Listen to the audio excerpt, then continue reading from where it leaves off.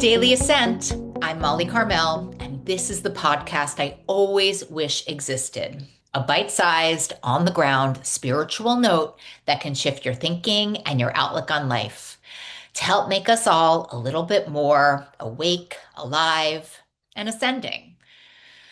So, I want to talk about something that happened at my dog's daycare and what it taught me, again, about the space between impulse and action. So, if you're new to the show, I have a dog named Danny. He's basically like a character on our show. And a lot of times, because I'm a single lady, I'm a single mother, Danny goes to daycare. It's this small local place that I love. And I bought this 30-day pass that expires after a year. And so recently I went to pick up Danny thinking I had all of these days left on my pass because I don't use it that often because Danny and I are big walkers, we're big hikers. Like we just don't usually need daycare all that much. And so when I went to pick Danny up, the woman at the front desk said, how do you want to pay for this? And I was like, I have a package. And she said, no, your package expired last month, so we need a payment method. And I was caught very off guard. I think that would be the nicest way to say it because I knew I had paid for days that I hadn't used. And so I just said, like, because I know it's a small business, because I own a small business, I asked if they could extend the pass, like for a couple of months, so that I wouldn't lose the days. And the manager came out and she said, we can make a one-time exception to this rule and we can extend it for 1 month, one time. That's it. No more. And Ascenders, this part of me that you know so well went bye-bye. And I got really indignant. I got really indignant right there at the counter. I mean, you know, my honesty is what this show is about. And I was like, I spend a lot of money here. And I know that you're a small business and I know that you can make these changes because I own a small business. Oh, I'm like cringing telling you this. And this woman just stood there and she just held her ground. And she was like, 1 month, one time, that's the policy. And I took it. I took that offer. I mean, that was the only offer on the table. But I left feeling convinced that I was being scammed, like, or at least like they weren't being kind to me, like full blown scarcity mode, full blown self-righteousness. I was just like stewing about how unreasonable they were being and how they should be more flexible and how I deserved better treatment. I was so, like, oh, I would have signed it in blood that I was right. This is a couple of weeks ago. So the next week, we got hit with all the snow that I also talk about so much on this show. This brutal, brutal snow that you couldn't walk a big dog in. Like there's just nowhere to walk this dog where I live because they're really bad about removing the snow. So guess what? I sent Danny to daycare every single day that week. Which is to say, my friends, which is to say, Ascenders, I used all of my extra passes and more and bought a whole new 30 pack.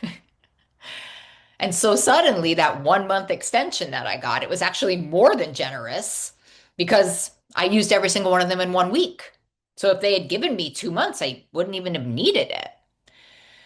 And so, because I am a human and I am a spiritual person, I went back to the manager at the daycare and I just looked her in the eye and I kind of laughed and I just said, you know what's really funny? I was so upset about you giving me 1 month and then I used everything and bought a new pack in 1 week. And I honestly just felt so humbled because, like, they weren't scamming me. They weren't being unkind. They were just holding a boundary. And it was a more than generous boundary, frankly. What I want to say, which I think is a real cornerstone of my life, is I really wish I would have paused. I really wish I would have trusted that everything was fine and that I had assumed that they were doing their best instead of assuming the worst. Instead of getting indignant at the counter, I wish I would have just taken a breath and thought, maybe this is okay. Maybe I just don't have all the information and maybe this will just work out and maybe this is a generous, generous give, right? And so our pocket sage today comes from a book written by Bill Wilson, who created Alcoholics Anonymous, written by Bill Wilson and a whole bunch of other people. And the book is called Alcoholics Anonymous. And it's from page 87 of that book. And it says, it's about prayer. And it says, as we go through the day, we pause when agitated or doubtful and ask for the right thought or action. And there's a beautiful meditation that goes along with it. And so I want to read that to you too. Today, I humbly ask my higher power for the grace to find the space between my impulse and my action, to let flow a cooling breeze when I would respond with heat, to interrupt fierceness with gentle peace, to defer to silence when my tongue would rush to attack or defend. I'm going to read that whole thing again for you. I'm going to read it really slow so you can close your eyes, but if you're driving, please don't close your eyes. As we go through the day, we pause when agitated or doubtful and ask for the right thought or action. Today, I humbly ask my higher power for the grace to find the space between my impulse and my action, to let flow a cooling breeze when I would respond with heat, to interrupt fierceness with gentle peace, to defer silence when my tongue would rush to attack or defend. And I just love that part, the space between my impulse and my action and that cooling breeze and heat. I mean, that's just everything, right? That's literally where our wisdom lives. And that's where we get to choose who we want to be instead of just reacting.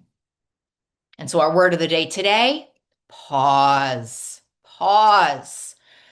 And that is pause is the space between stimulus and response. It's that breath, that beat before you speak, that moment before you act, and that gap where choice lives. Choice lives right there, right there. And as my daycare story reminds us, without that pause, we're just reacting, right? We're letting our impulses run the show. And scarcity and fear and self-righteousness are just making all of our decisions for us. But when we can remember to use that pause, everything changes. And we get to ask ourselves, is this true? Do I have all the information? Is this the person I want to be right now?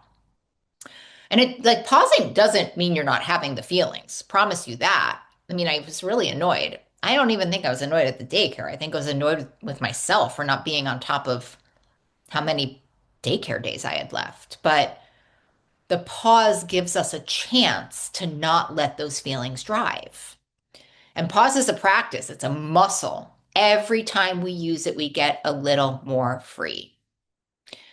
So, this daycare situation taught me a lot. I was so convinced I was right. I was so convinced that how this should go, right? And that they were being stingy and I was being wrong.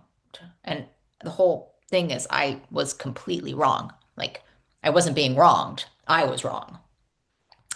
And that snowstorm coming made my needs change completely. And so, I was experiencing as stinginess was completely sufficed. And what felt like a boundary against me was like a boundary that served me perfectly.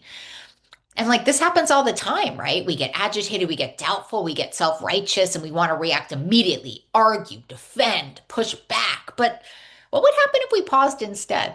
And I'm not talking about stuffing it down, pausing. I'm not talking about pretending not to feel it, just pausing, right? Taking a breath, asking for the right thought or action, trusting that maybe we don't have all of the information. And like, I did not fully pause at that daycare. And I was not proud of who I became right there, right?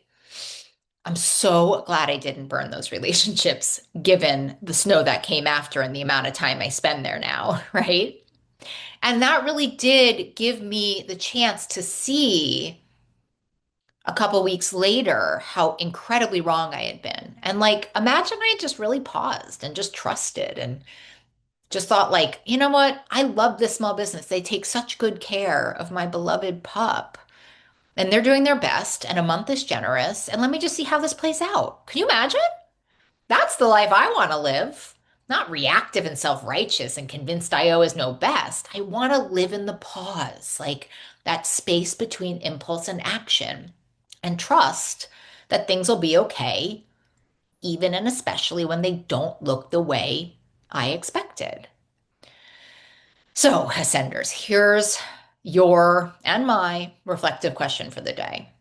Where in your life are you reacting without pausing? And what would it look like to find the space between your impulse and your action? Oof, I am right here with you, Ascenders, learning very slowly to pause before I react and trust that I don't always have all the information. We rise together. Until next time.